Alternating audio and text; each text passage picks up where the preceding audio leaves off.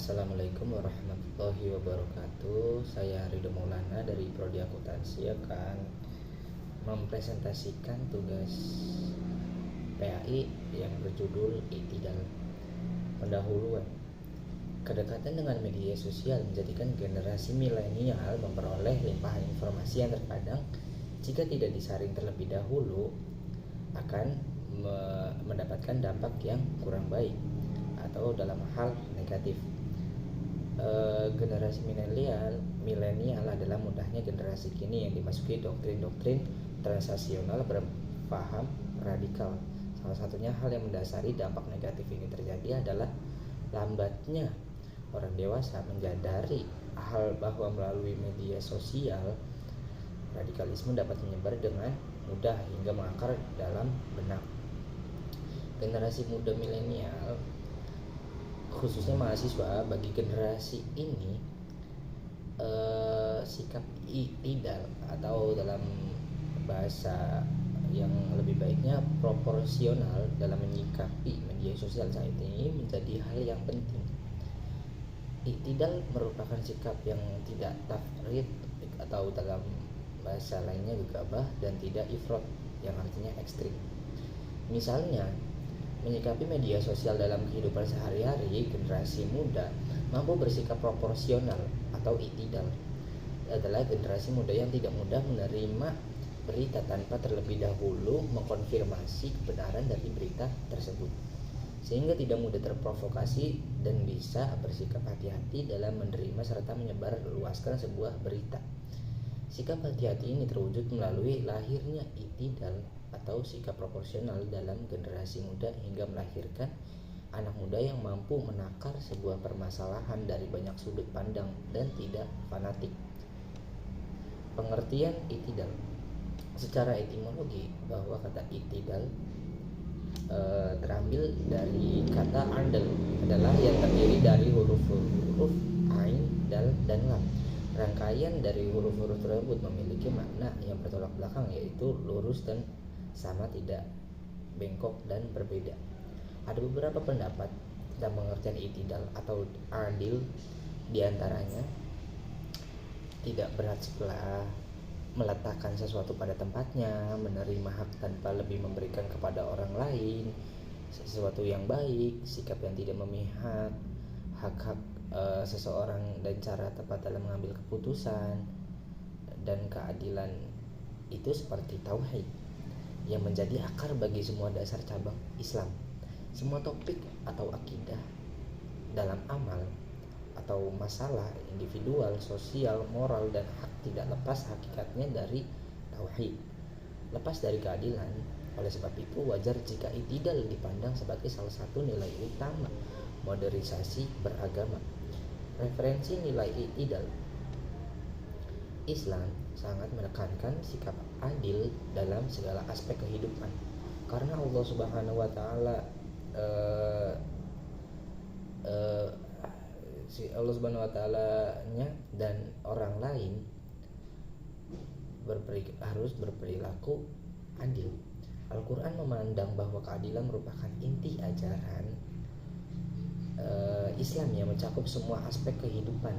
Al-Quran merupakan kitab suci umat Islam yang menunjukkan praktik penegakan keadilan, menghargai dan mengangkat derajat orang-orang yang berbuat adil, serta melarang dan mencela tindakan ketidakadilan.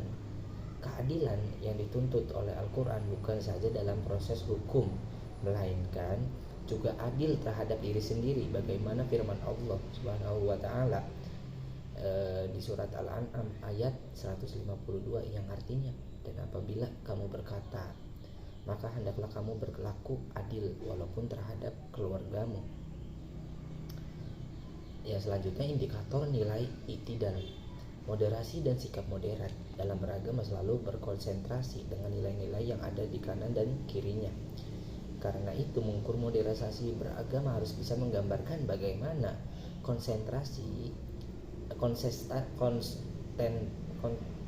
kontestasi dan pergumulan nilai itu terjadi. Bagaimana kita bisa bersikap moderat dengan berusaha mengkompromikan kedua sisi secara adil dan seimbang, tidak berat sebelah. Tetapi memahami konsepnya, Dan untuk melakukan hal tersebut, untuk menetapkan sikap kita apakah sudah mengarah ke hal yang moderat, maka perlunya upaya yang bisa terukur indikator nilai-nilai i'tidal adalah sebagai berikut. Yang pertama, menempatkan sesuatu pada tempatnya. Yang kedua, tidak berat sebelah.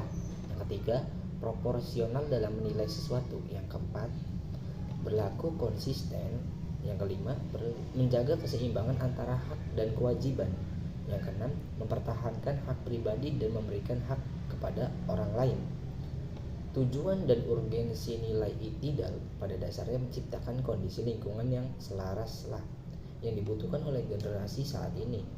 Adapun tujuan dari i'tidal tersebut untuk terwujudnya internalisasi penanaman tingkah laku pada pribadi seseorang melalui binaan, bimbingan, dan pembiasaan yang akhirnya mampu menjadi kebiasaan dan aktualisasi kemampuan individu dalam menunjukkan kompetensi diri yang dimilikinya. Karena itu, mewujudkan urgensi dalam dan tujuan dari i'tidal atau tegak lurus tersebut harus terbentuk dari berbagai aspek sebagai berikut. Yang pertama, akidah. Akidah sendiri disimpulkan menjadi 3 bagian. Yang pertama, keseimbangan dalam penggunaan dalil akli dan dalil nakli. Yang kedua, memurnikan akidah dari pengaruh luar Islam. Yang ketiga, tidak gampang menilai salah satu salah atau menjatuhkan vonis syirik, bid'ah, apalagi kafir. Dan yang selanjutnya, syariat. Syariat juga dibagi dalam beberapa aspek. Yang pertama, berpengaruh teguh pada Al-Quran dan hadis dengan menggunakan metode yang dapat dipertanggungjawabkan secara ilmiah. Yang kedua, akal baru dapat digunakan pada masalah yang tidak ada nas yang jelas atau syarih atau qoti. Yang ketiga, dapat menerima perbedaan pendapat dalam menilai masalah yang memiliki dalil multi interpretatif. Yang selanjutnya adalah tasawuf atau akhlak,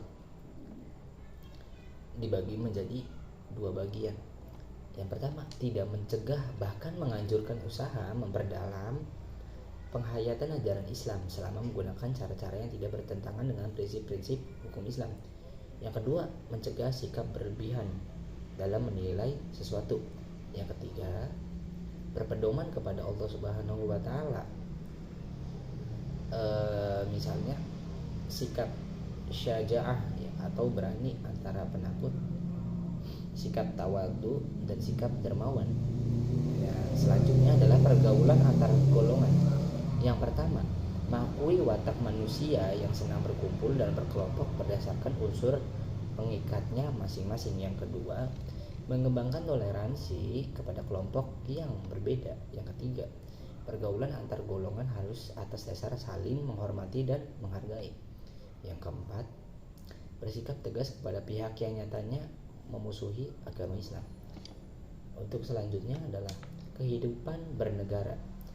Yang pertama, NKRI harus tetap dipertahankan karena merupakan kesepakatan seluruh komponen bangsa. Yang kedua, selalu taat dan patuh kepada pemerintah dengan semua aturan yang dibuat selama tidak bertentangan dengan ajaran agama. Yang ketiga, tidak melakukan pemberontakan atau kudeta kepada pemerintah yang sah. Yang keempat adalah kalau terjadi penyimpangan dalam pemerintahan, maka mengingatkannya adalah dengan cara yang baik. Selanjutnya, kebudayaan. Kebudayaan harus ditempatkan pada kedudukan yang wajar, dinilai dan diukur dengan norma dan hukum agama. Yang kedua, kebudayaan yang baik dan yang tidak bertentangan dengan agama dapat diterima dari manapun datangnya. Yang ketiga, dapat menerima budaya baru dan baik melestarikan budaya lama dan yang masih relevan. Selanjutnya adalah dakwah. Yang pertama adalah berdakwah bukan untuk menghukum atau memberikan vonis bersalah, tapi mengajak masyarakat menuju jalan yang diridhoi Allah Subhanahu wa taala. Yang selanjutnya, berdakwah dilakukan dengan tujuan dan sasaran yang jelas. Yang ketiga, dakwah dilakukan dengan petunjuk yang baik dan keterangan yang jelas disesuaikan dengan kondisi dan keadaan sasaran dakwah.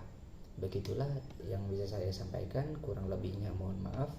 Wassalamualaikum warahmatullahi wabarakatuh.